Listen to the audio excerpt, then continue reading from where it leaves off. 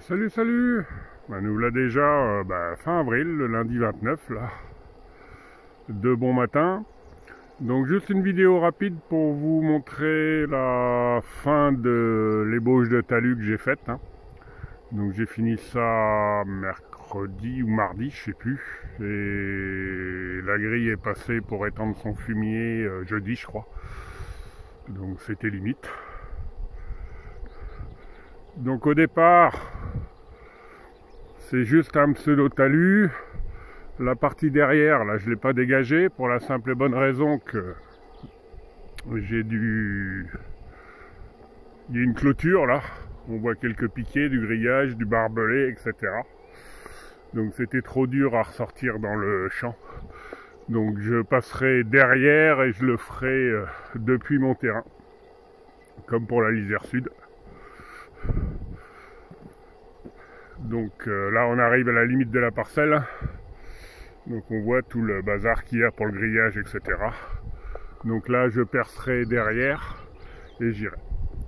Le reste, j'ai laissé une bande derrière pour pouvoir circuler. Parce qu'une fois que le champ sera en maïs, je pourrai plus passer dedans.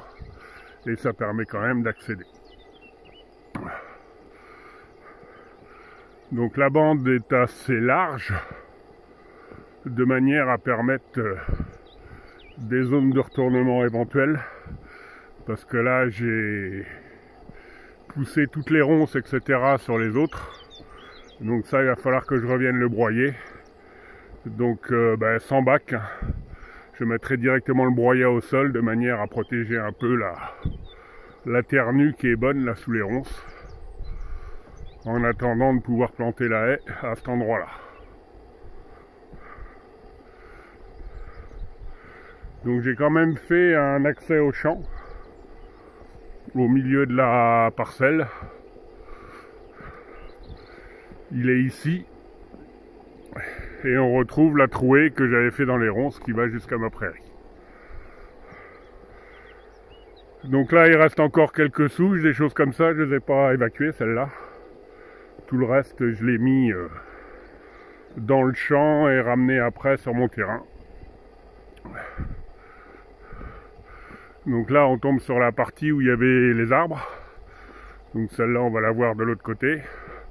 Pour l'instant j'ai ramené toutes les branches au bord. Je raclerai après une fois qu'elles seront évacuées. Et je vous explique pourquoi.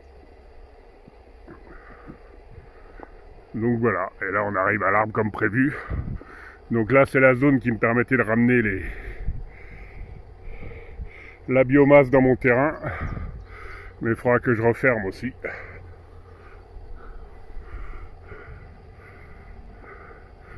Donc là vous avez une zone un peu particulière. Toute cette zone là, c'est une butte. Pourquoi c'est une butte? Parce que c'était là quand ils taillaient la haie, là, les arbres là. Depuis, ça doit être le département qui faisait ça. Ils mettaient toutes les branches d'arbres ici. Donc j'ai un tas là et j'ai un tas là ici sous les ronces dans lequel j'ai déjà tapé. Et ce tas là est bien décomposé. Donc ça c'est de la terre que je veux garder. Donc là je mets à plat. Je vais faire un boudin de terre. Le fermier, content de la limite agricole, m'a donné 2 godets de fumier de vache. Pour l'instant j'en ai pas besoin dans le terrain. De toute façon c'est pas la période. Et je les mettrai sur la terre et par-dessus je mettrai une bâche. De manière à éviter que le fumier coule trop. Donc là j'ai pas fini. La mini pelle est toujours là-bas. Mais il fallait que j'avance sur d'autres choses. Donc pour l'instant j'ai laissé en stand-by ici. Pendant qu'on est à la mini pelle, en tout de fin de chantier j'ai déchenillé. Pourquoi j'ai déchenillé? Parce que la seule petite problématique que j'ai de cette mini pelle là, c'est que les chenilles ne sont pas des chenilles concassantes. Donc si vous avez un gravier qui tombe là par exemple, un caillou qui tombe là, il a entraîné, donc il passe dans les roues entraîneuses, il n'y a pas de problème. Mais là au niveau du maillet entraîneur, il force complètement sur la chenille. Donc pour éviter de mettre trop de pression sur ma chenille, ce que je fais, c'est que je tends au minimum mes chenilles. Mais si jamais je fais des mauvais allers-retours, des demi-tours sur place qui sont pas faits au godet ou autre chose, ben il m'arrive de décheniller. Mais je préfère ça que racheter des chenilles rapidement. Donc là, comme je disais, ça reste à finir. Hein. Donc on le voit bien. La terre, là, vous voyez, ça c'est carrément du bois, quoi. C'est même pas de la terre, c'est du bois décomposé. Donc il y avait aussi des racines, etc. Mais bon, j'empile là. Une fois sous bâche, ça tuera tout. Et je sais que j'aurai une zone de terre pour amender si besoin. De terreau mélangé avec du fumier pour faire. Là, j'ai fait quoi? Repasser coup de tondeuse. Et là, on a des gros tas. Ça, c'est ce que j'ai enlevé de ma lisière. Donc, le premier tas ici, c'est que de l'ajonc. Donc ça, c'est le fermier qui me l'a enlevé avec le godet. Et les deux tas ici, c'est que principalement du sureau. Donc tout ça, il va falloir que je le broie.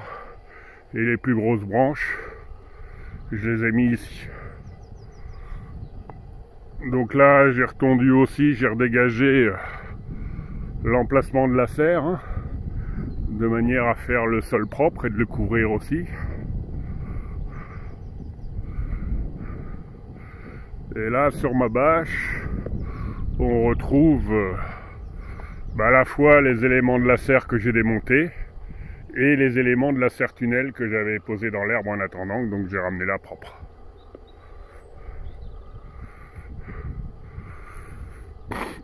Là, toujours de la tonte.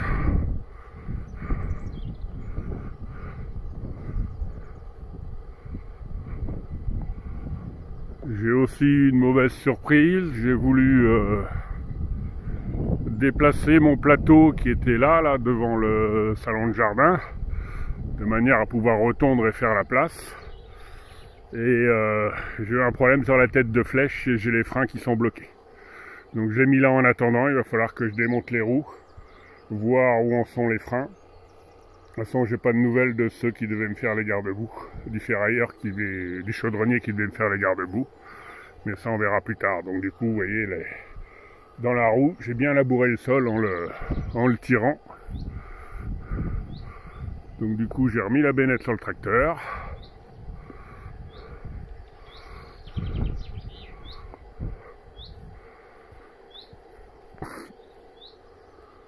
J'ai enfin remonté la barre de coupe de mon tracteur tondeuse.